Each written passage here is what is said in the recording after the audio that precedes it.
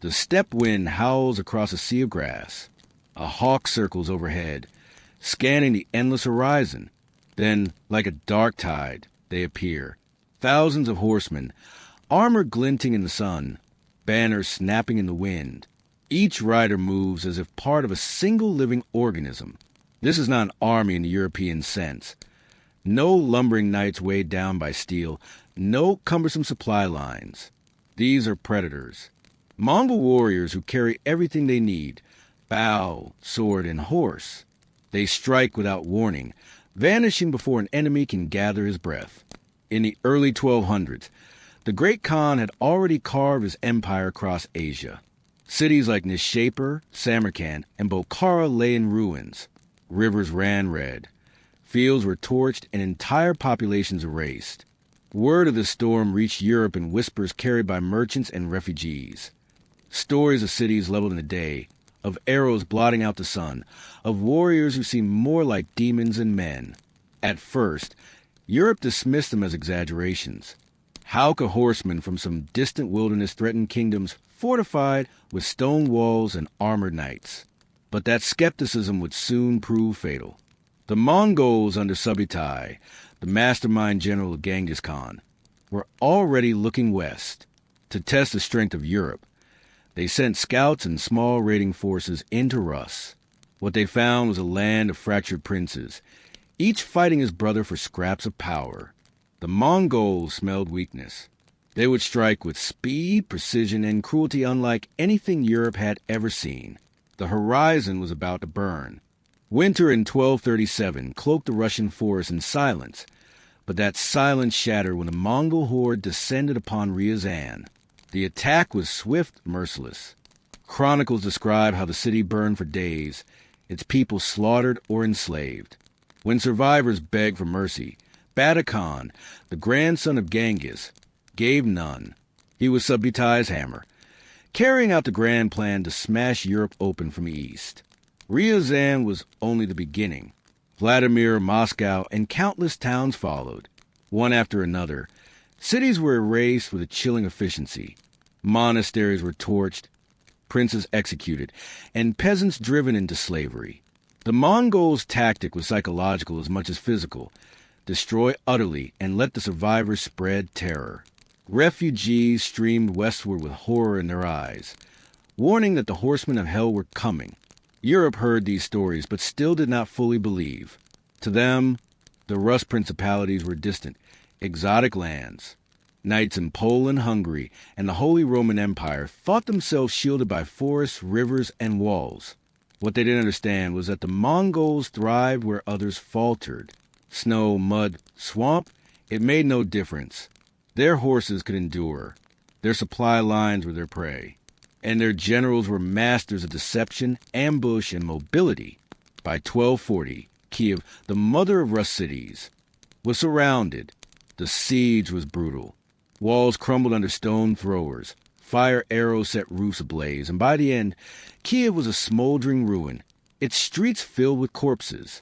The Mongols had torn out the heart of Rus.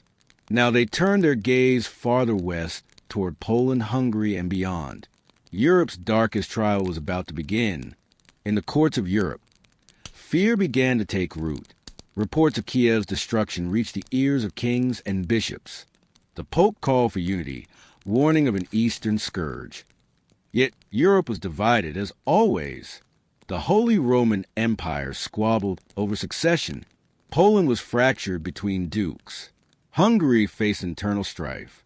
And across the continent, many rulers believed the Mongols were merely another raiding people, no different from Magyars or Pecheneg of centuries past. They did not see the scale of what was coming. Subutai, the architect of this invasion, had studied Europe carefully. His plan was bold.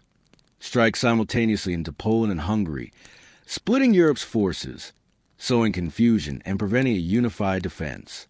The Mongols moved with uncanny coordination, covering hundreds of miles in days, their messengers riding relays that made European couriers look sluggish. While Europe debated and delayed, the Mongols were already at their gates. In Krakow, townspeople watched the horizon with dread. Rumors spread of entire villages annihilated, of children impaled on stakes as warnings. In Hungary, King Bela IV sent desperate appeals for aid to the Pope and neighboring kingdoms, but help was slow, fragmented, and too small to match the speed of the horde. By 1241, the storm broke. Mongol forces surged across rivers and mountains, smashing everything in their path. Europe, unprepared and disunited, would face battles that still echo in history, Liegnitz and Mohi. The morning air in Silesia was heavy with mist. Duke Henry II of Poland, called Henry the Pious, stood with his knights, banners fluttering in the wind. He had gathered what forces he could: Poles, Moravians, even a band of Teutonic knights. Their armor gleamed, their lances stood tall.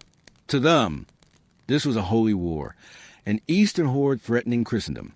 They believed, perhaps naively, that God's strength would prevail. On the opposite side, the Mongols had no such illusions. Their discipline was cold, clinical. They numbered fewer than Henry's forces, but under command of Baidar and Khadan. They had Subutai's instructions: lure the Europeans into overconfidence, then destroy them. The battle began with the Mongols feigning retreat, a tactic perfected on the steppes. European knights, proud and eager, charged after them, abandoning formation. The Mongols wheeled around in a coordinated arc, releasing volleys of arrows that fell like rain. Horses screamed, knights toppled. The field turned to chaos. Henry tried to rally his men, but the Mongols unleashed another weapon of terror.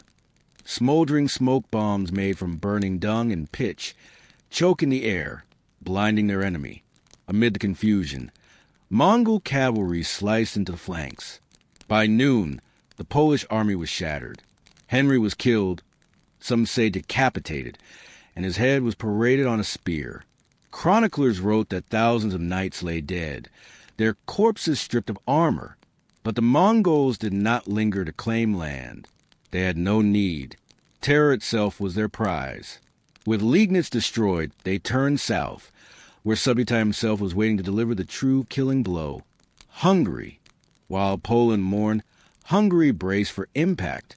King Bela gathered perhaps 60,000 men, knights, infantry, even poorly armed peasants.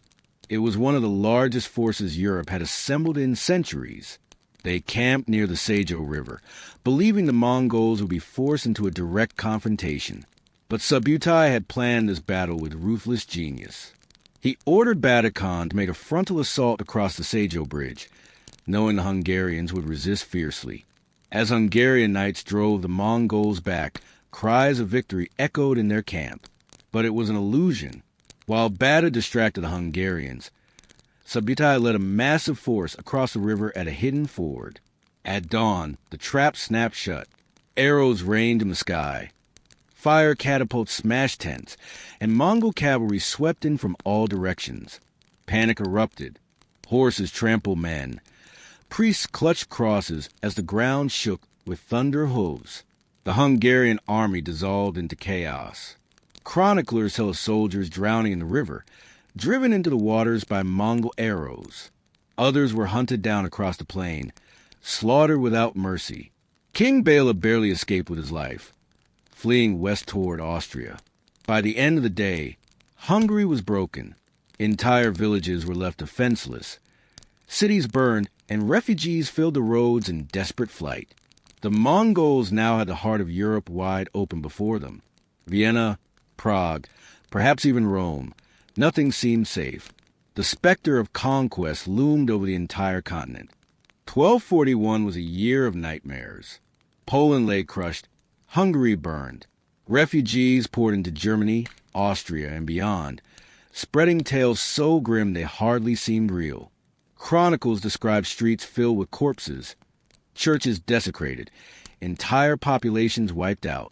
Even hardened knights trembled at the thought of facing an enemy that seemed like an unstoppable force of nature. In Vienna, bells tolled constantly. Rumor spread that the Mongols had already crossed into Austria. Some said the Pope was preparing to flee Rome. Kings and princes across Europe sent frantic letters, urging unity. But as always, Political rivalry stalled cooperation. The Holy Roman Empire was fractured. France and England were embroiled in their own disputes. Europe stood divided on the very brink of annihilation. Meanwhile, the Mongols advanced methodically. They scouted the terrain, tested defenses, and burned villages as they went. But their approach was strangely cautious. They did not immediately storm Vienna or march into the heart of Germany. Subutai was calculating. He knew that to hold Europe, the Mongols would need to annihilate its armies in open battle, not just sack cities. Plans were forming for a deeper thrust, perhaps into Italy or France. And then everything changed. The Mongols, who had seemed poised to swallow Europe whole, suddenly turned back. The reason would leave Europe stunned and bewildered. The fate of the continent had hinged not on a battlefield, but on a death thousands of miles away.